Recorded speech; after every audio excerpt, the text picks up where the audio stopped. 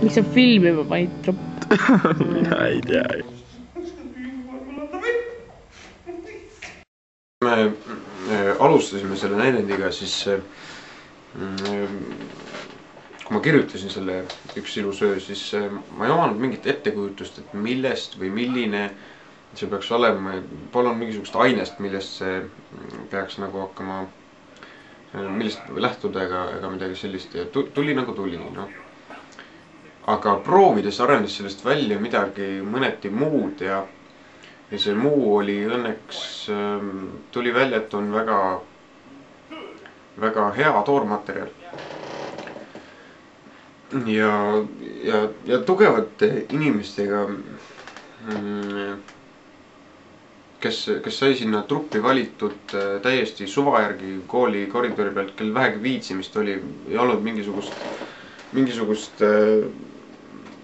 alust, mille järgi kedagi valiti või kes kui palju kogemust omab. Ja sattus olema väga hea kollektiiv. Ja see lugu on ühest noormeest, kelle üks päev siin näidendis kajastub.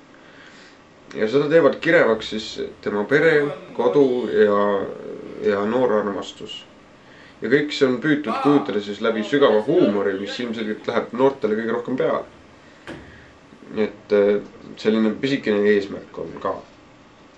Ja seda noormeest osutus mängima Oskar ja see on väga hea, et nii läks, sest tal on mingisugune loomulik anne olla laval ka lava täitvalt ja ta on väga väljendusrikas, väga julge ja ta saab väga hästi hakkama kõige sellega ja kõige selle muu jama kõrvalt, mis siin on, et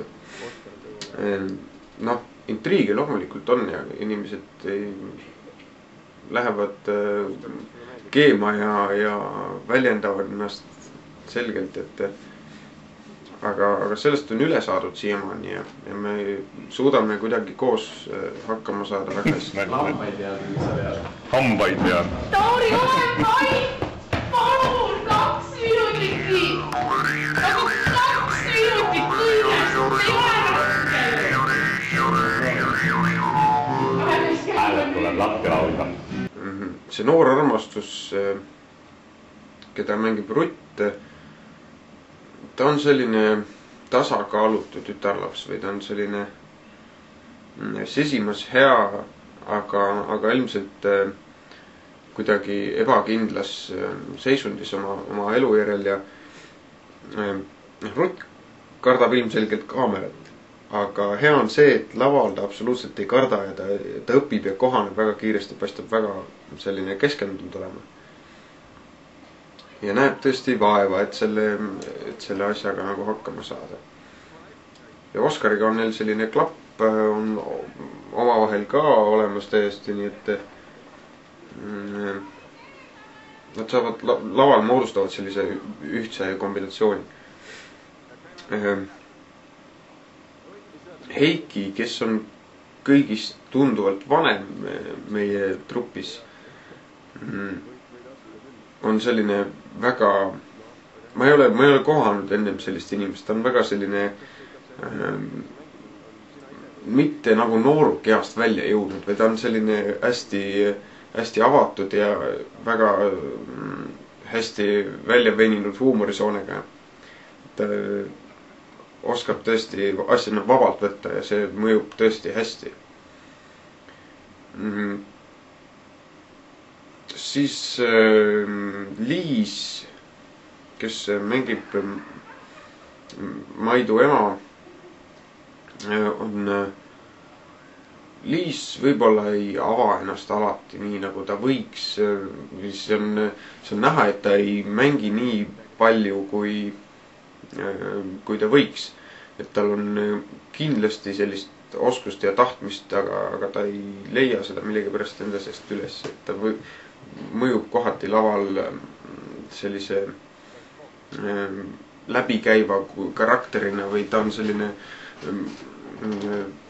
natukene tühi, et teda peab üsna palju suunama, aga lõppkokkuvõttes saab ta ikkagi hakkama oma osaga ja see on nagu peamine. Siis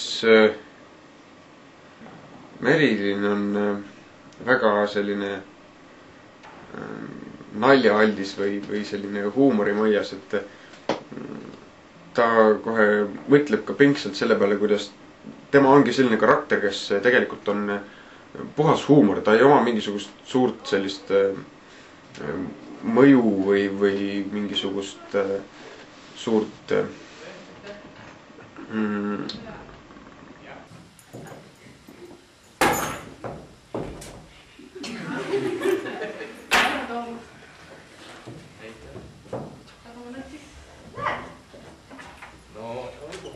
mingu sul hästi? Samas on lugu. Mida? Nägemiseni. Andres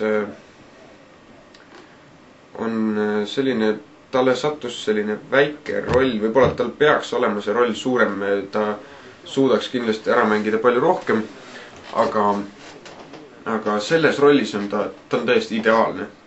See ei saakski enam parem olla, sest ja Tauri, kes õnneks nõustus minuga lavastama, on väga selline, ta on üldse väga eriline inimene, kui teda tundma õppida, aga lavastaja töös on ta väga tähelepanelik ja ta ütleb alati väga õigeid asju. Ja enamasti läheb meie arvamus täielikult kokku, mis tõttu lavastada temaga koos on täielik nauding ja ta hoiab sellist hoiakut. Tal ongi selline hoiak, et ta on eraldatud kõigest sellest muust, aga ta suunab kõiki väga õigesti, et ta on selline hästi mõnus tüüp, et Tauriga on üldse mõnus kokku teha asju.